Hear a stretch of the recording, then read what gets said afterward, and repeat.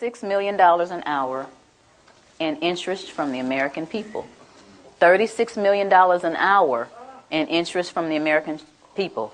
My children, my 2 children, were born $86,000 in debt based on the national debt.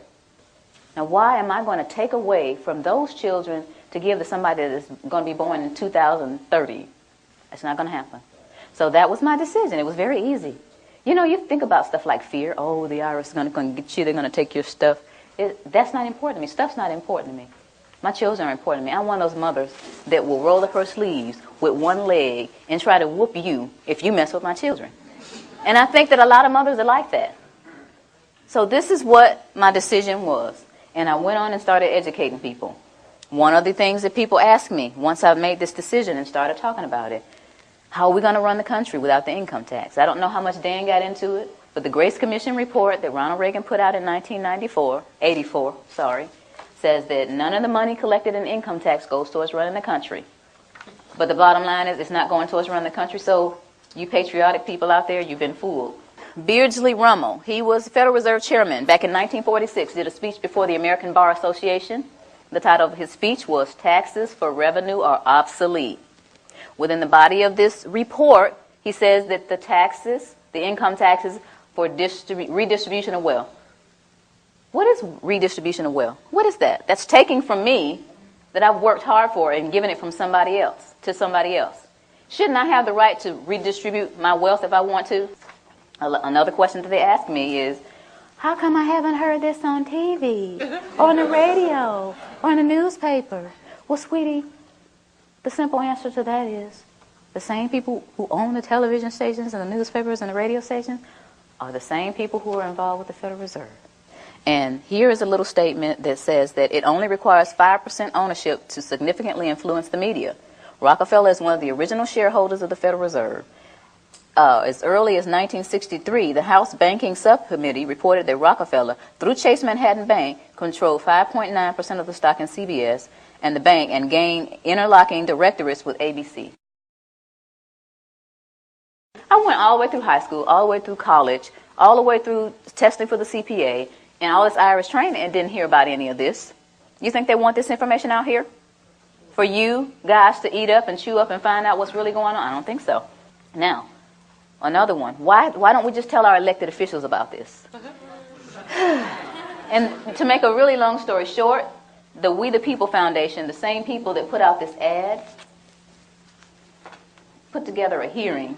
And these 40 researchers were going to ask the IRS and the DOJ these questions, and we're going to have this big meeting in Washington called the Truth and Taxation Hearings. Okay? So we got together with 537 questions. So we sent them the 537 questions so they could research and have the answers, and what did they do? They reneged on coming. They signed off on it, but they reneged on coming. So you all didn't get to hear the truth. We went on and had the hearings anyway, put it on CD, marched around Washington, giving it to all 535 congressmen and senators. Please look at this information. We got stupid responses back like, thank you for visiting our offices in Washington. The next time you come to Washington, please visit us again. They don't care. Your presidents don't care. Another one that they ask me, or they'll say something like, well, this just sounds like it's some kind of conspiracy theory. Y'all hear that a lot? Okay. But tell me this, what's the difference between a conspiracy and a strategy? Don't you understand that this is all by design? All this black, white stuff. You're white, I'm black, you know. You're a Democrat, I'm a Republican. You know, y'all heard of divide and conquer before, right? Why y'all letting them do it to us? While I'm sitting up here arguing with this man about what his great-great-great-granddaddy did to mine, there's this big old fence closing in around us. And while I'm sitting here wasting time and he's sitting here telling me why he doesn't know, we need to put our heads together and figure out how to get out of this fence that these people are building around us. Am I right? Yeah. That's what we got to be. Divide and conquer, we can't let that work anymore. It's been working all these years. Then we need to get together and understand. First of all, you need to understand what is going on with your money. You work hard. It's like we're a hamster on a wheel. This country started out with taxation without representation.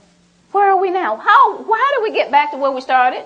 We got lazy and comfortable. Get out your comfort zone. I never tell people to file a tax return. I never tell them not to file. I never tell people to pay taxes, and I never tell them not to pay. What I tell people is to do your own research, do your due diligence, and decide whether or not you're going to be a slave or get off the plantation. That's your choice.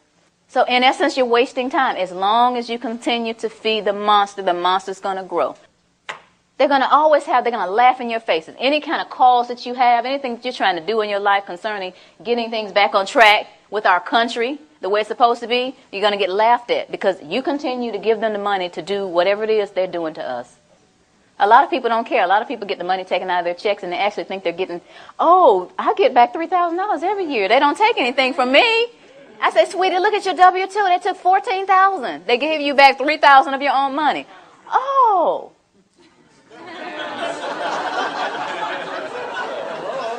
But the point is, if each of us understands where we are, who we are, and tries to do something about it, then we're going to get somewhere. This is a great country, but it's off track. And who's going to get it back on track? Yeah. Thank you. Thank you all.